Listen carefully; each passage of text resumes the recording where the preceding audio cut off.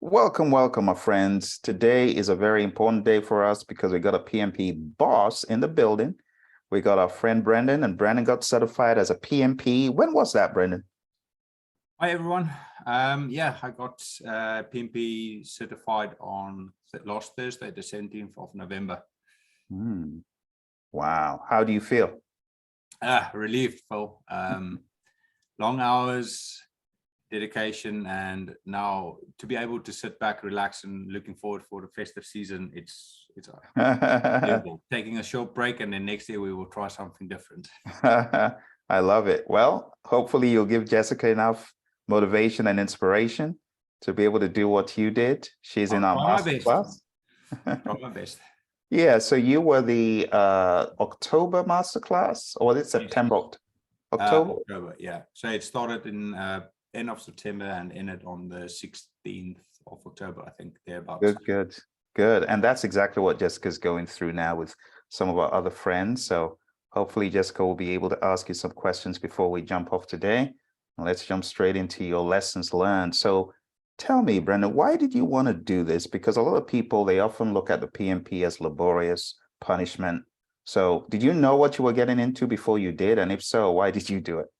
Well, first, let's start off why project management. So my mom actually called me just before when I told her I registered for your training course. And she said, when you were small, about 13, 14 years old, we walked in this new mall that was constructed, and I told her, Mom, I want to be the manager that builds this one day. So I think the love for it came from there, but I realized in our company where I am now, projects are a little bit all over the show, and being familiar with PMBOK to some extent, I thought, okay, let's see what I can do to make projects run more smoothly. And being in a corporate environment, you need to have a accreditation to be heard. So, yes. So that's how my journey started. I do like project management. I like the interaction between people and serving people. Wow. So from an early age, that was way early. Wow.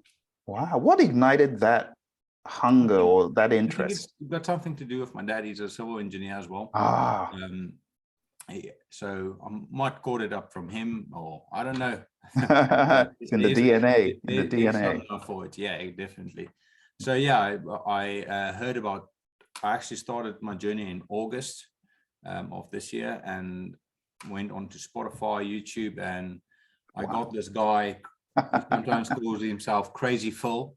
And just sorry for it. It may sound weird, but I fell in love with how you explain stuff and how you just dumb it down to a level that's understandable. So thanks for that. Wow, thank you for coming aboard. So you jumped on the Spotify, and there's so many audios, and you decided, okay, let me just come into a class, right? Yeah, exactly. So I was actually shopping around at the time for training courses, and had it narrowed down to 2, and then I drive quite far on every Tuesday of the week. I spend about 6 hours on the road, and that's when I started listening to your Spotify, and I said, no, this is the guy. I know I need to go with him. Wow. And I'm glad I did, Phil. Thanks. I am so glad you did. Thank you. Thanks for sharing that.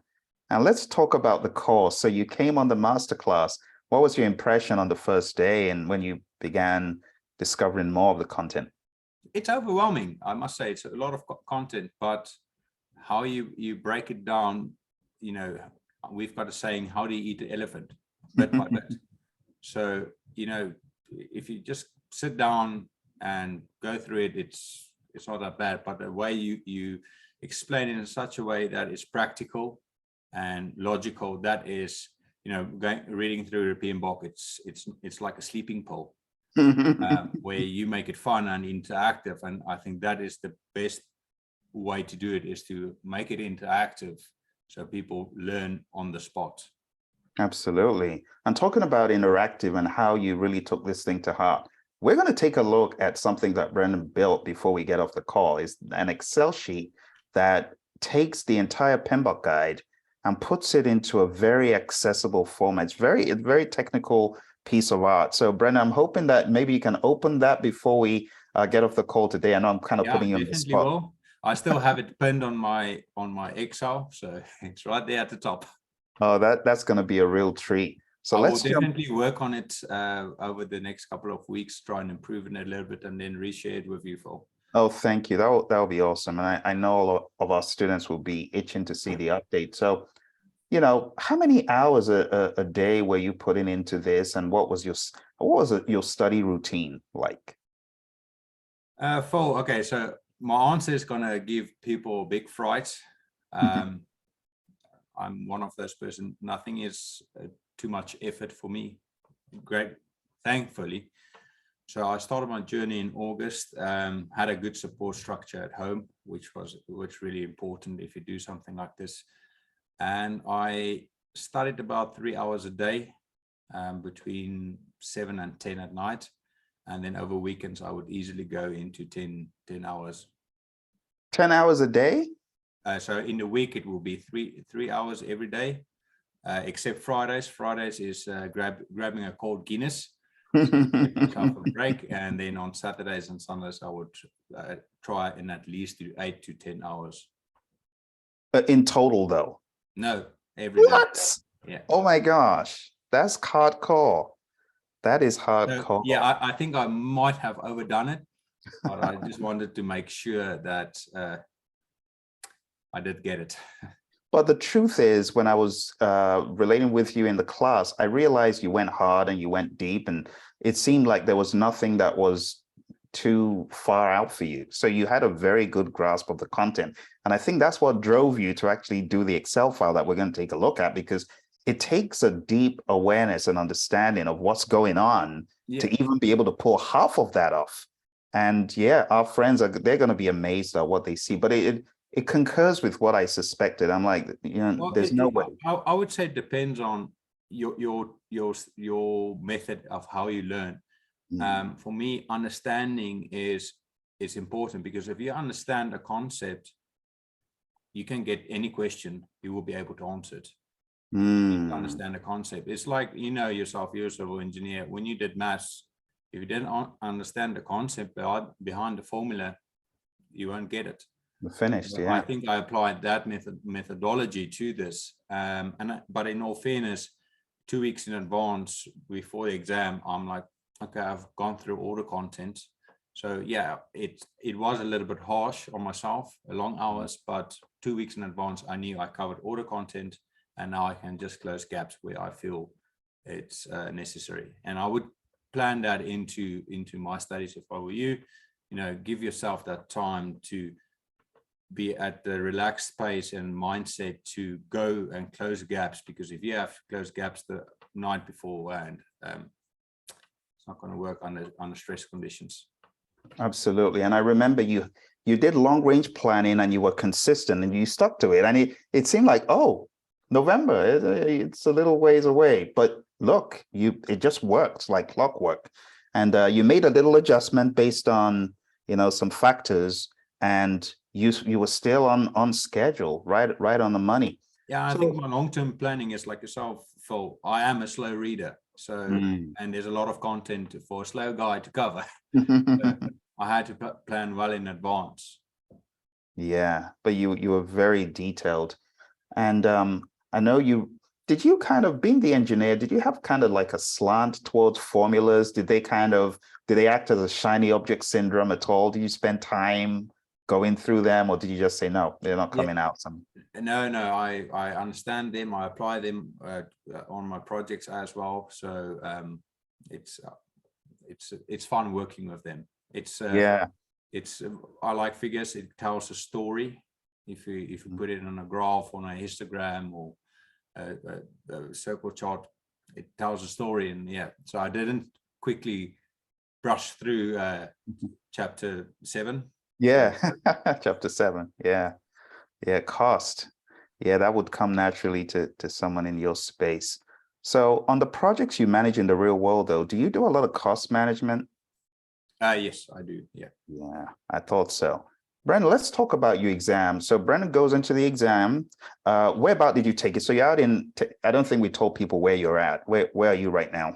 location wise? I'm based in Dublin, originally from South Africa, moved here 4 years ago. I took it in the exam center. I just heard too much bad stuff about taking it online. So I decided to go with the exam center.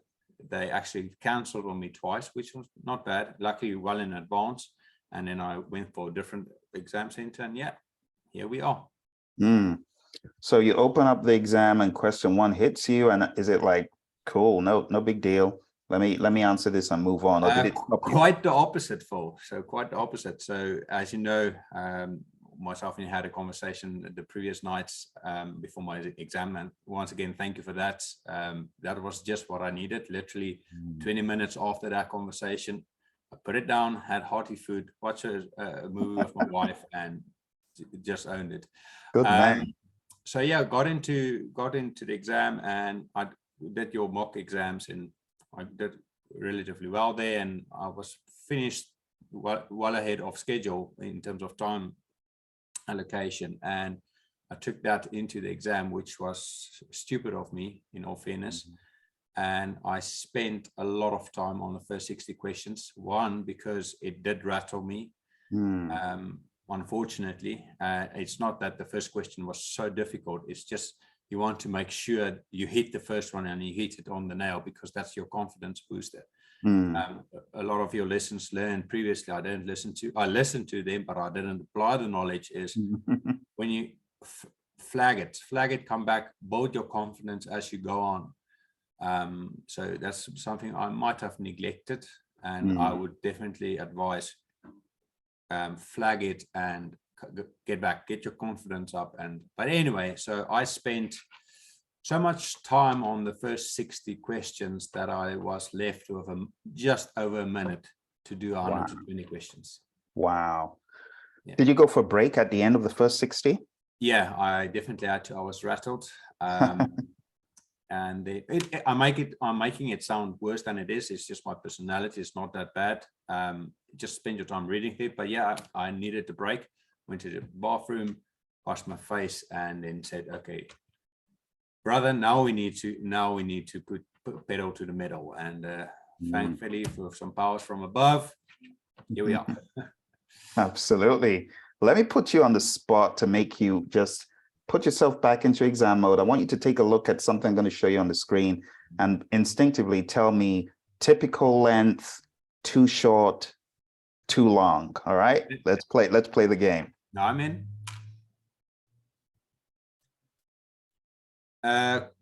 Answers, typical length. Question, it's a little bit long. But there are questions the same length as well. But okay. I would say 3 sentences instead. That is so helpful. So if I show you something like this, that would be yeah, that's overkill. Overkill. Yeah. That's good to know. But the phrases for your answers, that's the correct length. Okay. And I found the questions is broken up in the question in the scenario and then the question. And then you spend a lot of time reading through the answers because they're long, and you have to be pedantic about certain words, because like even in your mock exams, you would say the stakeholder management plan, but there's no management plan, it's an engagement plan. That's true. And as a person, you always trying to speed read, you read stakeholder and then you just go on, where you need to focus on the words. And that's where I think a lot of my time went into, is making sure that I read every single word of the answers. Gotcha. That's helpful. Strike through and highlight didn't work for me. No way. I'm too slow for that. I tried it. It takes up too much time for me. That is really great feedback, Brendon. Let's take a look at another kind of question, a little bit shorter, but the options a little bit longer. Are these options a bit too long? The question length, I would say, is good. I would say answer C and D is a little bit long, at the max a sentence. You might get an odd one that was a little bit longer, but at max a sentence. That is so helpful to know, because what we want people to do is to begin to imagine how they tackle people, process, and business. And when people hear about this exam, they think, section 1 of 60 questions is going to be people, then next 60. No. That's not the case, is it? No. It's all just mixed up and It's mixed up. Yeah, Hmm. definitely mixed up. Wow. So at the end of the first 60, how many hours had you spent? 1 hour plus? Like So 1.5? I was left with 130 minutes and 25 seconds. I know that because I did the math to work out how much time I have per question going forward.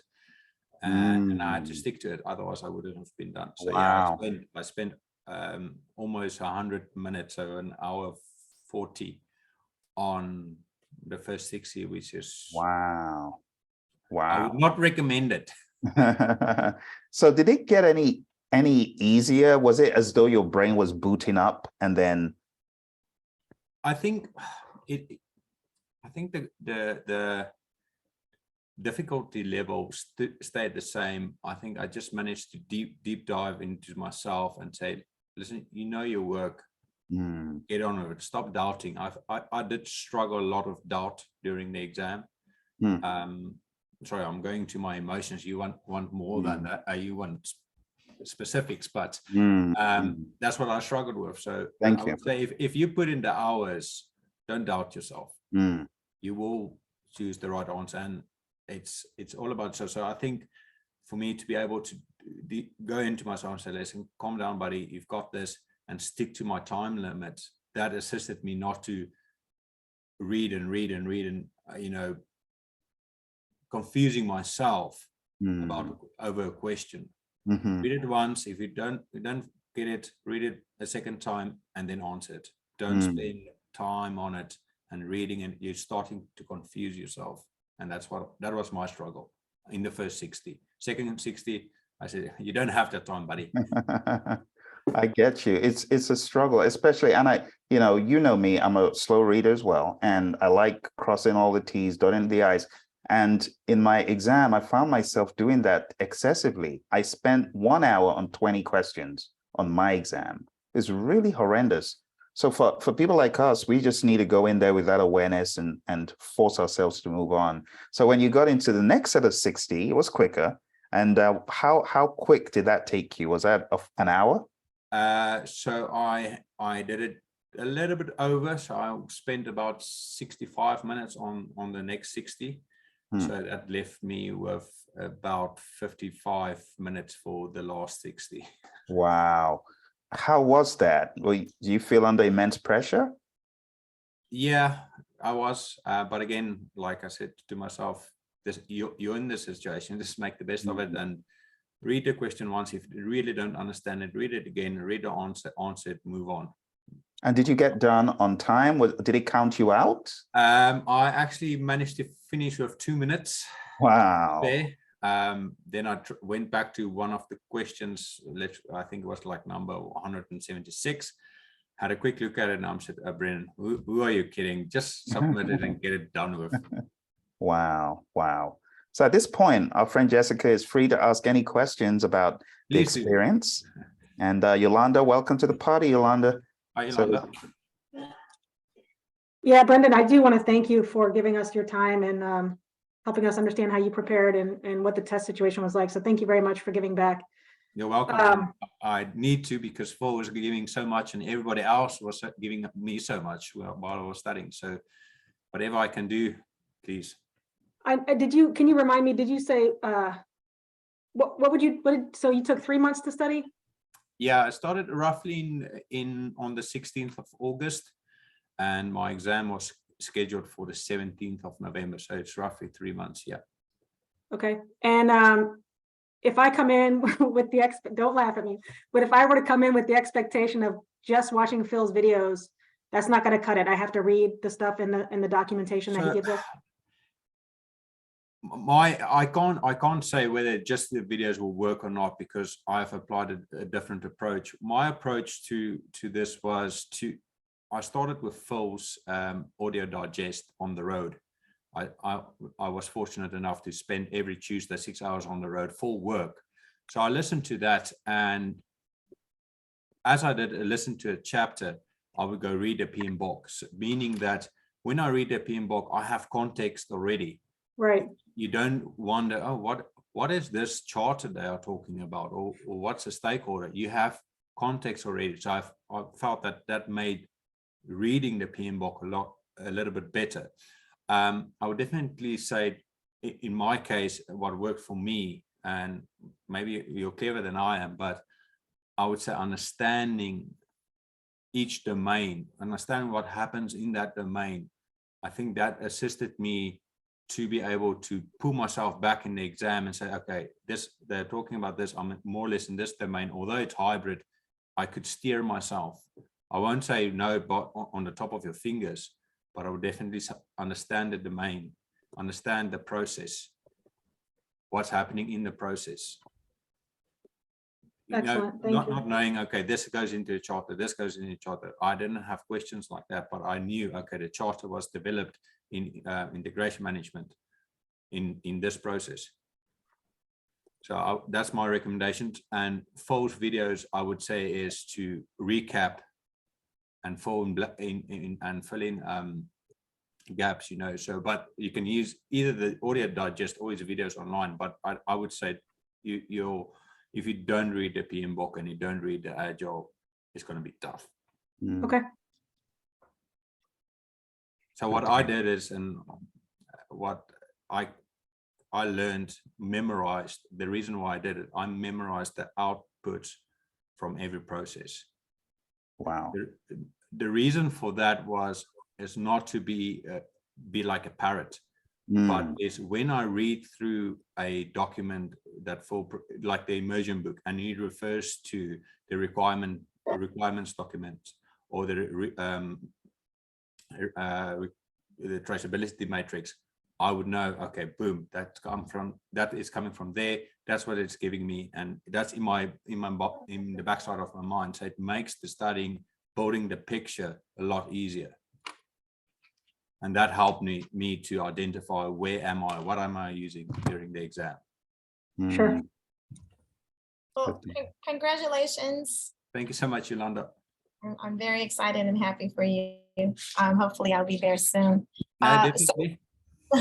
So I know you said you took 3 months, because I know Phil does have this 40 days, which I did that. Brilliant. Do it.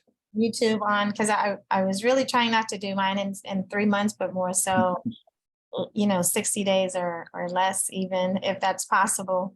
Do you feel like the immersion, along with the YouTube 60 days, that actually, just gives you like homework assignments that you should, I guess, brush up on, or at least know? Do you find that? I did the 40 days to PMP as well, and the thing there is, why it works is it's referring you to the chapters within the PMBOK guide and Agile.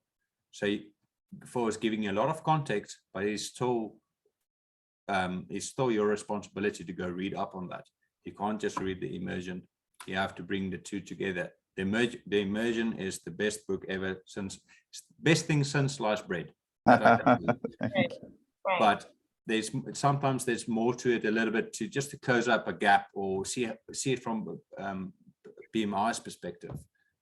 So whatever Phil adds to the chapter or the day, you need to read in the PMBOK guide or the Agile practice guide to do it.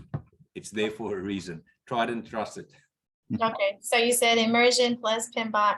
Agile I keep on hand anyway, but like the PMBOK, if I can get away with it, I try not to. And please, guys, I'm not saying you have to study 3 months. It's just my journey. It's just who I am and what I did. We're saving up for a house in any case, so it assisted with the savings as well. Right. Okay. Good deal, Brendon. Let's talk about the elephant in the room. A lot of people, they go down this rabbit trail of obsessing over ITTOs, like to the point where they become immobilized. They don't take the exam because they think they need to cram every ITTO. What do you have to say? Now you've taken the exam, you're a guy who knew all the outputs of the processes. If you're going to give advice in context about the ITTOs, what would you say? It's not big on the exam, really, guys. It is not. but I will not neglect it. I will at least know where the odd ones is, like where you have ground rules in stakeholder as a tool. So know the odd one out. You don't need to know what they are exactly bit by bit, but know where they are. That's when it came up in the exam, it was more like, okay, you have to relate ground rules, because like Yvonne's lessons learned, she said there was a ground rule question, and I think I had the same question, and I immediately know ground rules is used in stakeholder and resources. So yeah, it must be people, and then I can adjust my mind to answer it from a people's perspective. More than that, it's overkill, but just know where it comes from. Inputs, again, like I would definitely grasp that a approved change request is going back to direct and managed project work, it's going back to procurement, and it's going back to quality. So just know that process, and Phil is hammering that into you in the class. It's because of him I know that. So and then the outputs, again, like I said, I memorize it just to make my studying easier, to know where, if I read something, okay, I don't wonder about and spend time going back to search for a particular document. But it's more so the project documents that I memorize. It's not necessary. I have an OPA update on the project closure. The ones I did is the EEF's updates in resources, because they are standing out to you. So gamble and say, okay, I might get a question on that because they are the odd ones out. But again, don't worry to memorize all 155,000 of them. It's not, just know the odd ones and more or less understand where they are applied. That's it. It's not coming up in the exam. Wow. First of all, I'm so proud of the articulation of those little nuances you mentioned. Approved change requests going to direct to manage, OPA updates coming in. I mean, you ate this thing, man. You drank it, you ate it. And the fact that you remember it even after the exam is even more, it's really encouraging. You might want to look into a career as being a mentor for PMP, seriously, because for you to grasp that level of detail, you're right up there. I'm telling you, there are a lot of instructors that don't know that and don't know what you know right there. So if there's ever an opportunity for you to, I don't know, maybe begin a channel to begin inspiring others as a way of giving back, I encourage you, man. I will definitely down. Actually, my next task for the new year is looking into the videos you sent me, Phil, regarding Agile. Sorry, everybody, I'm a structural engineer. So just to give you context, Phil sent me some videos applying Agile in the construction industry. So I want to go into that, see how I can adopt that and maybe build out from there within our company or somewhere else where I can actually fully practice project management. I love it. You're going to go places with this stuff, man. Let's talk about the next elephant in the room. A lot of people say, well, PMI said it's 7th edition, so I'm not going to read the 6th. What do you have to say about the knowledge area factor on the exam? Well, guys, 7th editions, I haven't touched it. I haven't read it. Phil gave me literally 2 sentences the night before. Thank the Lord. He did. Student syndrome and Parkinson was in the exam there, and that was it from what I can tell. But in all fairness, I don't know. It was in the 7th edition. I will start reading it now as a bedtime story just to fall asleep. And the knowledge areas, yeah. So it was a lot of hybrid. I know the question is coming, but it's a lot of hybrid, and they mixed up iterative, especially iterative with predictive. And I would say you need to know the knowledge area, what's happening in that knowledge area, and the processes involved within the knowledge area. Just understand at high level, this is what, like Phil is hammering on it in the masterclass, know your key benefit of the process, know it and understand it. But then I wouldn't say memorize it, understand it. Make a distinction between manage and monitor. One tip I want to give you guys, there is manage is execution. it's not no managed process is in monitor and control. That's something I realized, and it helped me so much. That is so good to know. Thank you for that, Brendon. Let's talk about what jumps out at you if you're going to choose the top 3 knowledge areas to based on your experience. I know everyone's experience is different, but if you're going to choose the top 3, what would they be? Quality, procurement, communication, resources. Wow. Oh, and stakeholder. Those 5 was all over. Wow. So I mean, I know you're from the world of with a little bit of risk paper and then some cost and then some schedule thrown into it, but a lot of quality stakeholder resources. Then I would say second in line was definitely procurement, and third in line communications. Wow. So would that be like the negotiating part of procurement, or would that be more like the managing of the contract and the conflict that could ensue, or that kind of thing? Like the one question, I know I find it. And we're gonna keep it mega high level, High just level, keep it above board. It would be in the region of you just received your bid documents back, the proposals, and something was wrong with that because of inflation. So what do you do next? Do you rebid? Do you just sign a revised contract? What do you do? That kind of stuff. That, Okay, so that not was the literally details. more or less a summary of a question. Thank you for that. So not the CPIF, FPA, FPIF. There was I had one question which had stated a scenario, and you had to choose between a fixed term, and that's one of the 5 I told you about, Phil, in the end of the exam.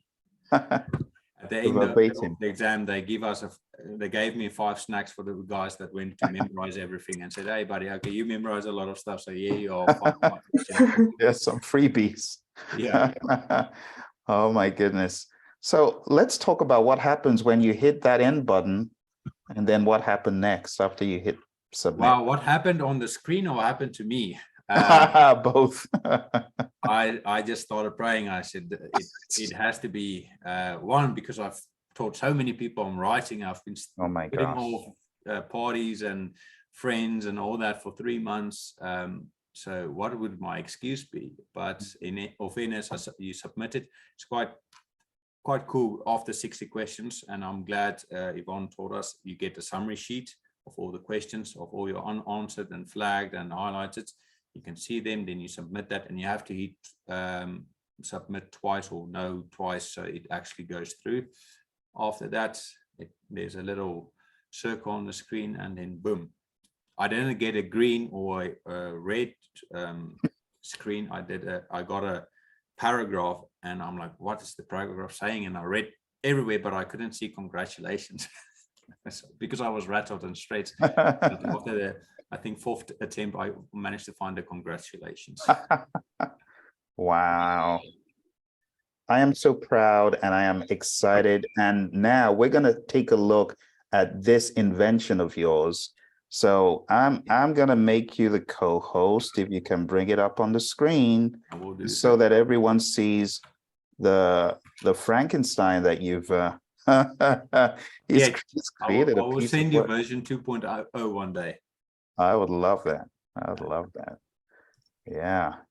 And this, it seemed like it was part of your studying, like part of your studying was getting more immersed.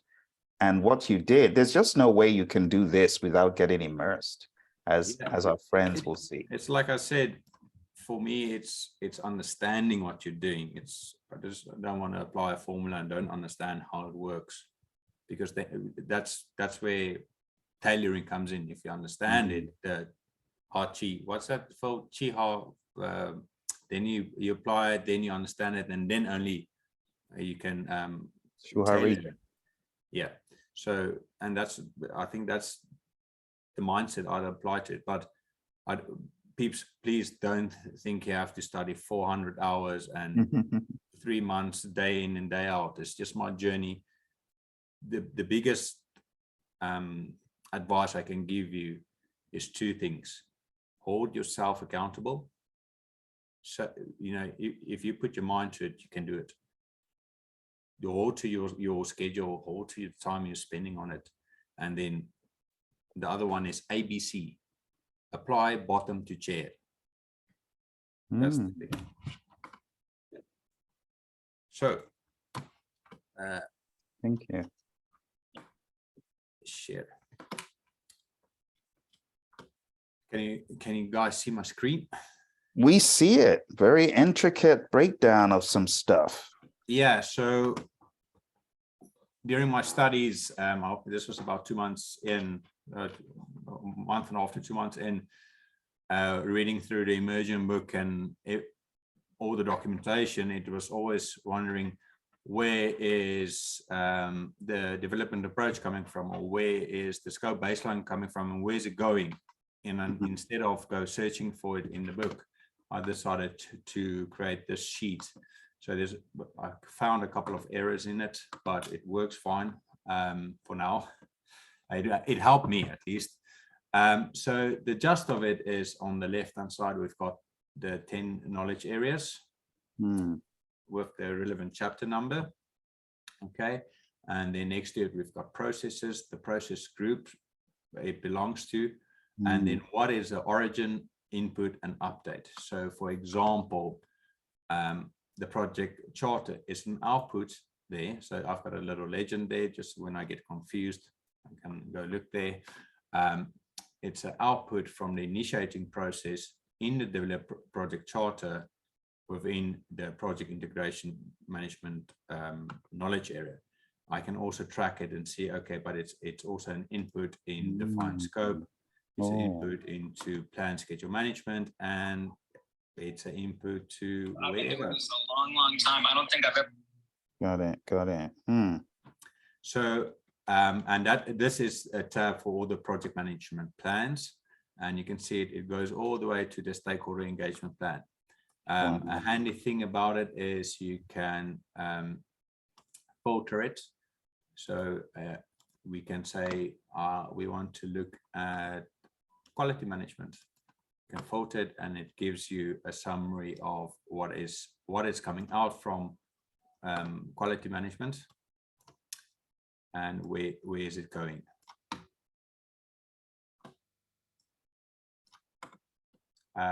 So you can also filter it by processes, you can filter it by process group, or you can filter it by origin, input, or output. Then I have made a similar sheet for project documents. So you can, it's the same, apply assumption log as an output from initiating within the develop project charter, and you can track it and see, okay, it's going into planning for defined scope. It's updated in monitor and control schedule. So yeah, and this helped me to study, just to be able to track where the documents are going. And that's what I said is, I don't necessarily know exactly what needs to go into each document, but I understood where are they coming, what's the purpose. And I found that made my studies a little bit easier, and I was able to recognize some key phrases or things within the exam to steer me in the correct direction. The next thing I'm working on for is the unique outputs and inputs, and hopefully I can apply my mind a little bit to bring it into the same easy accessible format I have the document. So once it's done, I will send it on to you. Wow. And then in the beginning, there's just a list of all the project documents and a project management plan and the business case. How many hours would you say this took you to do? I think I spent about 2 evenings on it, about 6 hours in total. Wow, that's quick though. That's very quick, because this to me looks like 40 hours of work. No, it wasn't. Fortunately enough, it wasn't that long. And please, like I told you previously, please share it, help the people out. All I would ask is, please do not unmerge these. There's a special formula applied. So if you unmerge it, you won't be able to filter it again. So, and I will keep it updated and share with Phil as I develop it. And it's my way to say thank you to Phil and everybody that supported me through this journey. Yeah. Wow. Wow. That's mind blowing. It's just the way you conceived how to present it. I've never seen this stuff presented this way. So well done. I'm so blown away by it. In the back of the PMBOK, in I think one of the annexes, I think X2 or table or something, you get a table where they list all the different tools and techniques and documents where they are, but it's only figures and you can't see a picture. And I said, that's not helping me. I need to be able to trace it and see where's it going. And because I don't need to read, I can literally just look at the color and say, okay, scope management is updated in manage project knowledge. So that's where the idea came from. It's just mind blowing. I'm so grateful, Brendon. And like you said, I will definitely be sharing this with everyone else. But I appreciate you giving us so much time and so much value today. Are there any other questions before we jump off the call and let Brendon go back to his life after the PMP? Well-deserved life after the PMP. I do have a question, one more question. Did you study on your own, one, and two, I know we have like the daily, basically, I guess, check-ins where people actually assist us. You know, we can ask questions. Did you join any of those groups or did you study? So your first question, did I study alone? Yes, I did study alone, but I was in constant collaboration with Phil. He's a champ in that regard. If I had a question, I would ask him, and he would send me hundreds of videos and advice on it. It's really appreciative, and that's why he's the best mentor there is for this. And unfortunately, on the daily scrums, it was a little bit too late for me, so I couldn't attend. It was convenient for American time, but I'm in Dublin, so it started at 12. But from what I heard on my fellow classmates or colleagues that took the masterclass from me, it's very helpful and definitely recommend it.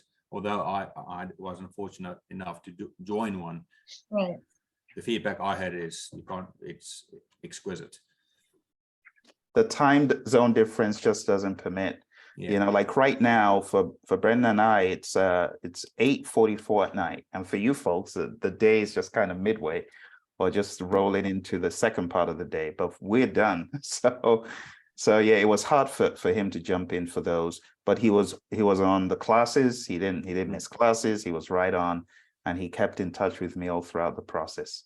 Great deal, Brendon. Any final questions, or if you're going to leave us with one final thought, Brendon, what would it be? If you can dream it, you can achieve it. If you want it, you can become it. Wow, I love it. I love it. Well, Just thank you so much. Believe in yourself, trust Phil's process, and like I told everybody else, listen. That's the most important thing. Listen and understand what you're doing. Don't just memorize it. That will make the difference. Thank you, Brendon, and thank you to our friends Jessica and Yolanda for joining us. And we'll hopefully see Brendon again. Definitely. With an episode. Thank you. Congrats again. Thanks, Cheers. guys. Thanks, Phil. Thank you. Bye-bye. Bye.